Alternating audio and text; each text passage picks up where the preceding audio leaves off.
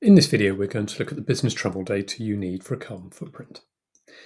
So what data do you need? Well, this is what we're going to look at in this video. So we're going to talk about company vehicles, leased vehicles, travel in employee vehicles, air travel, public transport, and hotel nights.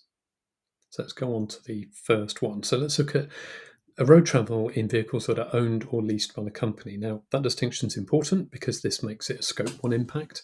If it's travel in an employee-owned vehicle, it's a Scope 3 impact. Same carbon impact, but just depends where it fits into our footprint. So the sort of information you're going to want to find here is the type of vehicle. So whether they were cars, which will probably be a lot of it, but also whether they were vans, could be lorries.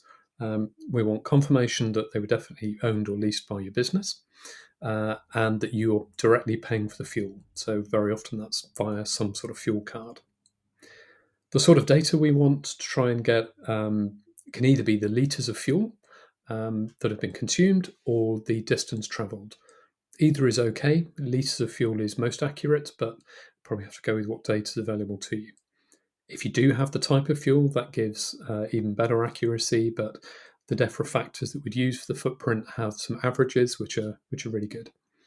Also important here to include electric vehicles. This will actually count as Scope 2 because it's electricity, but if that electricity is paid for by the company, then again, it would be represented here.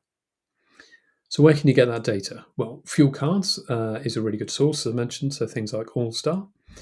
You might have invoices from your fleet providers that might have that information on, or again, fuel data. There might be some charge cards related to electric vehicles. They're the sort of key sources you'll have for this. And in terms of who you need to speak to within the business, well, your finance team will have access to this sort of information. If not, try the procurement team or sometimes your office managers. So we've touched on this already, employee-owned vehicles. So this is when you're reimbursing an employee for the mileage that they've done on business. So very often this will be using their own car or motorbike, their own vehicle. In this case, what we tend to have is just the cost that's been reimbursed. So you might know in total that you reimbursed £10,000 of expenses claims last year. If you know what the rate was, very often it's something like 45p a mile, you can just divide that together to get you a mileage that you can then input into the footprint tool. Sometimes your expenses system might ask you to record the distance travelled, in which case hopefully you can extract that as well. You may be able to take out the type of fuel, but again, that's not critical, as I mentioned previously. So our key data sources will be our expense claims, and you'll be able to get those from finance or your HR teams. When we look at other travel by road, so we're specifically looking here at bus travel, coach travel, taxis, that sort of thing. Again, we're most likely to have cost data. That's fine. It's not the most accurate to use for a carbon footprint. It's more likely to overestimate than underestimate, but it's a really good starting point to be able to do that. If you have got distance data, even better, but don't worry too much. In terms of data sources for this, so again, you're going to find expenses claims will be a really good source of information for you here, but there might be some more specific things, like if employees can tell you data that the impacts related to using Uber, for example, they might have some specific data that they can share with you. And again, finance and HR will be the key sources of information. The next one we're going to look at is rail travel. So that will mostly be national rail within the UK, but you might have some international rail. That could be Eurostar or travel on the continent, or it could be London Underground or perhaps trams or metro systems. You can reflect all of those. Again, almost certainly the main data you'll have will be cost, but it may be you have some distance information as well. So we're going to be looking at expense claims, but also specific accounts. So in this case, maybe the train line would have some useful information.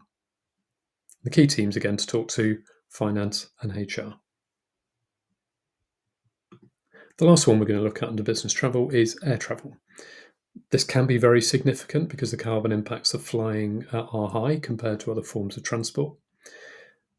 What we ideally want to be able to include in your footprint calculations the distance that you've travelled on flights and by what class of travel.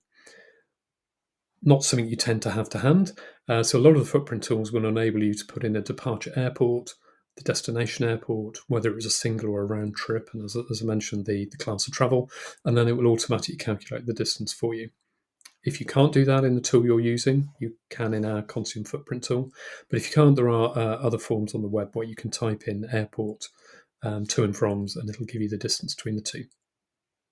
So again, we're expecting to see some of this data appearing in expenses claims, perhaps more likely to appear on credit cards, even company credit cards, or it might be through a corporate travel agent. And we're talking to similar teams again, so finance and procurement.